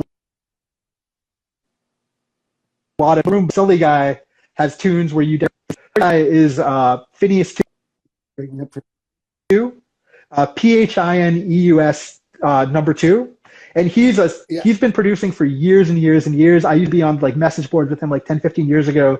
He went under a different name. And he's a hardware guy like you, John. He's got like loads of old S950s. He does lots of stuff on Amiga. It's all, I think, driven by an Amiga.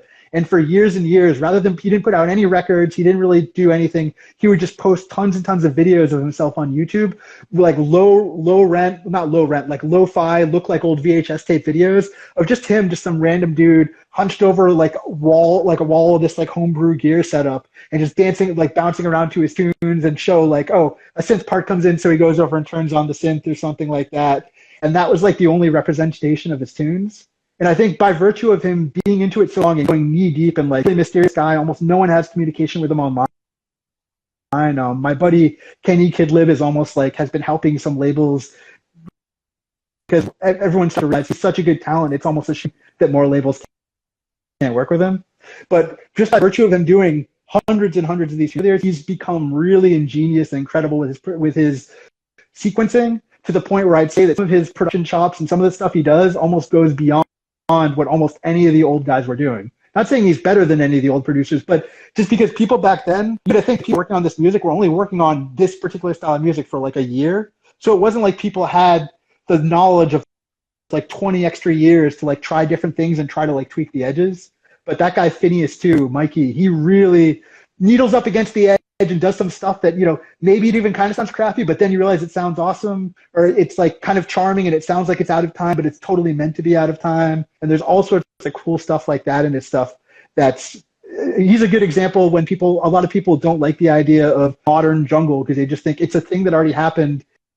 And it is kind of ironic because when it originally happened, the whole point of it was a future sound. It was a brand new thing, and everyone was trying to progress and do modern stuff. So the idea of people 30, 25, 28 years later trying to make this retro thing kind of flies in the face and almost disrespects the original intensity of jungle drum and bass, which was about doing innovative, forward-thinking stuff. But at the end of the day now, we're living in different times. Everyone can have access to all music at all time. I don't think it really matters. People should make what they want to make. And so, like, with him, I feel like he does actually butt up against those edges and find some new things to do that other people haven't done with the genre. Yeah, those are two good examples. Yeah. I wish people would take from. I wish there were people. I wish I could go out and hear music that was like 1940s jazz and shit like that. You know, like big band music or the kind of shit you would hear back then in a nightclub, like 30s music, 20s music. There's been so many great periods of music. I think it's a shame when it just dies and you don't hear anybody do anything like that again. So I think it's cool that people keep going with some of these ideas because, I don't know, it's creativity. It's infinite. You can do anything, you know? Yeah. Well, I think it's very different with the internet now. Think about like the access to music now versus back in the day. Like back in the day, you had very finite sources of who is giving you music and what you owned. It was basically like you'd have to go to a store and physically buy stuff. So you could only have a certain number of things. And you also could only hear about it from the radio and from very fixed amounts of places. Now, people online, especially young kids, it breaks my brain that there's almost no concept. I feel like there used to be, and you probably got some of this, being into underground stuff felt like it had some sort of cultural cachet, like from the late 80s, early 90s. It was like you were kind of a badass if you knew about this sort of thing. And like, by and large, I feel like that shit just doesn't exist now because everything being on the internet means it's all on an equal level. Like I remember being horrified when I saw that like Last.fm or one of those sites with my devnull breakcore shit that I thought was like not cool, but I thought it was like the most underground obscure thing. There was like a bunch of people who were like scrobbly lives and act they like, and then they list the horn at. And like, what? Don't listen to that. Don't listen to me if you're going to listen to. That's not how the world anymore. People listen to everything they want to listen to. So if they want to listen to a brand new hip hop song on the radio, listen to that. If they want to listen to a song from 25 years ago, they'll listen to that. If they want to listen to a brand new song that sounds jungle, they'll listen to that. And there's not much of a concept anymore of strict genre and brand loyalty to just the current thing that's happening, I think. Right. Well, man, I don't want to take much of your time. That's cool, though. We definitely went way beyond what we thought we were going to go there. Was there any other stuff you wanted to ask me or any stuff like you wanted to say, actually? Or? No, I like there's always stuff I'd be interested in asking you, but I feel like we covered a good range of stuff. I don't know. I covered the basic questions that I had written down. Cool. Yeah. And some of it, it's like questions that were inspired by your website where like, I think if anybody's interested, like they can go to your website, like Blog of the Old School. It's a great place to learn about unusual things like jungle that was made outside the UK. Like I could ask you, did you have any standout jungle from outside the UK? But you've talked about that on your site, so there's one I did of only international jungle, like only tracks from other countries.